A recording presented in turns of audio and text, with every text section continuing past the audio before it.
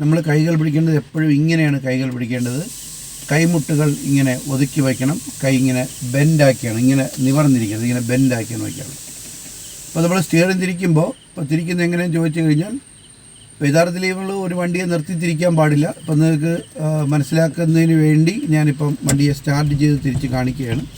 അപ്പോൾ വണ്ടിയെ സ്റ്റാർട്ട് ചെയ്തു. അപ്പോൾ നമ്മൾ തിരിക്കുക എന്ന് പറഞ്ഞാൽ ഇങ്ങനെയാണ് സ്റ്റിയറിംഗ് തിരിക്കുന്നത്. റൈറ്റിലോട്ട് തിരിച്ചു, വണ്ടിയെ ലെവൽ ചെയ്തു. അതുപോലെ ലെഫ്റ്റ് തിരിച്ചു, വണ്ടിയെ ലെവൽ ചെയ്തു. അപ്പോൾ റോഡിൽ നമ്മൾ വണ്ടി ഓടിക്കുമ്പോൾ right level, left level, right level ഇങ്ങനെ ചെയ്തുകൊണ്ടിരുന്നാൽ വണ്ടി റോഡിൽ നേരെ പോവും എന്നുള്ളത് ഉറപ്പാണ്.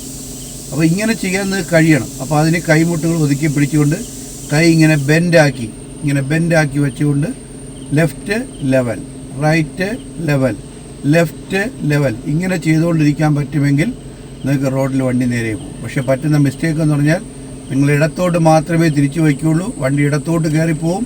അത് കഴിഞ്ഞ് നിങ്ങൾ വലത്തോട്ട് തിരിക്കും, വലത്തോട്ട് കയറിപ്പോവും. അപ്പോൾ സ്റ്റിയറിംഗ് ബാലൻസ് ഇല്ലാത്ത കുട്ടികൾ പ്രത്യേകം ശ്രദ്ധിക്കുക. റോഡിൽ വണ്ടി ഓടിക്കുമ്പോൾ അല്പം ലെഫ്റ്റ് ലെവൽ, അല്പം റൈറ്റ് ലെവൽ, വീണ്ടും അല്പം ലെഫ്റ്റ് ലെവൽ, വീണ്ടും അല്പം റൈറ്റ് ലെവൽ ഇങ്ങനെ ചെയ്തുകൊണ്ടിരിക്കണം.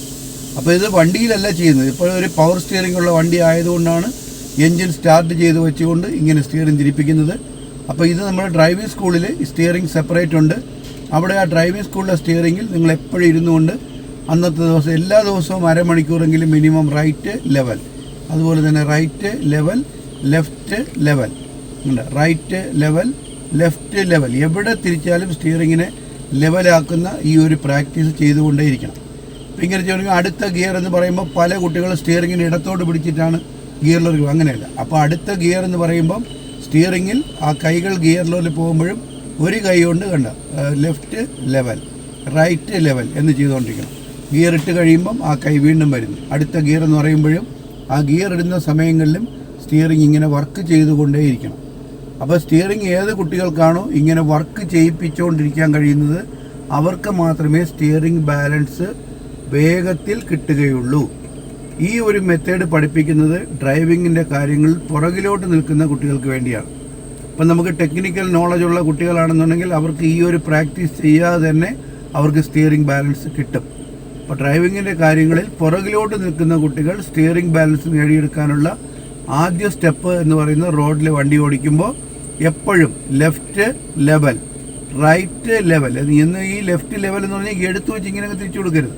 അപ്പോൾ വണ്ടി പാമ്പിനെ പോലെ പോകും. അങ്ങനെ റൈറ്റ് ലെവൽ, ലെഫ്റ്റ് ലെവൽ ഇങ്ങനെ അനക്കിയാൽ മാത്രം മതി. മൈന്യൂട്ടായിട്ട് അനക്കുമ്പോൾ വണ്ടി ഇങ്ങനെ റോഡിൽ നേരെ പോകുന്നതായിട്ട് കാണാൻ പറ്റും. അപ്പം സ്റ്റിയറിംഗ് ബാലൻസ് ഇല്ലാത്ത കുട്ടികൾ ഇത് ചെയ്ത് പ്രാക്ടീസ് ചെയ്യുക, അല്ലാതെ നോ വേ. രണ്ടാമത്തെ കാര്യം, നിങ്ങൾ വണ്ടി ഓടിച്ചുകൊണ്ടിരിക്കുമ്പോൾ നിങ്ങളെ പഠിപ്പിക്കുന്ന അധ്യാപകൻ സ്റ്റിയറിങ്ങിനെ ലെഫ്റ്റിലോട്ട് തിരിക്കുമ്പോൾ നിങ്ങൾ സർവ്വശക്തി ഉപയോഗിച്ച് സ്റ്റിയറിങ്ങിനെ റൈറ്റിലോട്ട് തിരിക്കും. അപ്പോൾ അധ്യാപകൻ ലെഫ്റ്റും കുട്ടി റൈറ്റും തിരിക്കുമ്പോൾ ഈ സ്റ്റിയറിംഗ് അനങ്ങില്ല.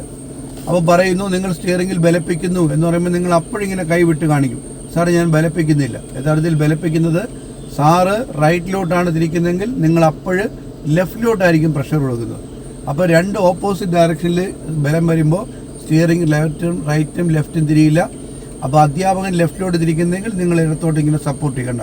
ഇത്രയും വരെ തിരിക്കാൻ കൈമുട്ടിരിക്കുന്നുണ്ട്. കൈമുട്ട് ഇങ്ങനെ തൂങ്ങിയാണ് നിൽക്കുന്നത്, കൈമുട്ട് പുറത്തോട്ടല്ല. ചില കുട്ടികളെ കൈമുട്ട് പുറത്തോട്ടാണ്. അതുപോലെ വണ്ടിയെ ഒരേപോലെ കൊണ്ടുവന്ന് ലെവലാക്കുന്നു, റൈറ്റിലോട്ട് തിരിക്കുന്നു കണ്ട. അപ്പോൾ ഈ കൈമുട്ട് ഇങ്ങനെ ആയിരിക്കും നിൽക്കുക കണ്ട. വീണ്ടും വണ്ടിയെ ലെവലാക്കുന്നു. ഇങ്ങനെ നമ്മൾ തിരിക്കുന്ന സന്ദർഭങ്ങളിൽ ഏത് കൈയാണോ അസൗകര്യമാവുന്നത് ആ കൈ മാറ്റി നമ്മൾ ഇത്രയും ഒരു വളവ് തിരിച്ചു, അത് കഴിഞ്ഞു വീണ്ടും അതുപോലെ ഒരു കൈ കൊണ്ട് തിരിച്ചു, അടുത്ത കൈ നമ്മൾ ഇപ്പുറത്ത് പിടിച്ചു കണ്ട. വീണ്ടും കൈ മാറ്റി, വീണ്ടും അതുപോലെ തിരിച്ചു. ഇനി ഫുൾ റൗണ്ട് തിരിക്കുമ്പോൾ ഈ കൈ കണ്ട, ഇവിടെ നിന്ന് ഈ കൈ അടുത്ത പകുതിയിൽ വരിക, എന്നിട്ട് അടുത്ത കൈ വീണ്ടും അടുത്ത പകുതിയിൽ, ഇങ്ങനെ വെച്ചാണ് തിരിക്കേണ്ടത്. ഇപ്പോൾ ഒരു വണ്ടിയെ സ്റ്റാർട്ട് ചെയ്ത് വെച്ചുകൊണ്ട് നിർത്തി തിരിക്കുകയാണ്, അത് വണ്ടിയുടെ കമ്പോണൻസിന് കേടുപാടുകൾ സംഭവിക്കും. പക്ഷേ കുട്ടികൾക്ക് പഠിക്കുന്നതിന് വേണ്ടി ഒരു പ്രാവശ്യം അങ്ങനെ ചെയ്ത് കാണിക്കണം. ഇപ്പോൾ തിരിച്ചു കഴിഞ്ഞു. റിട്ടേൺ എന്ന് പറയുമ്പോൾ 2 റൗണ്ടാണ്. ഇതിപ്പം ഒരു റൗണ്ടായി, വീണ്ടും ഒന്നുകൂടെ തിരിച്ച് ഇവിടെ കൊണ്ടുവരുമ്പോൾ 2 റൗണ്ടായി, സ്റ്റിയറിങ്ങിൽ കൈകൾ നേരെയായി. അപ്പോൾ ഇതുപോലെ ചെയ്ത് പ്രാക്ടീസ് ചെയ്യുക.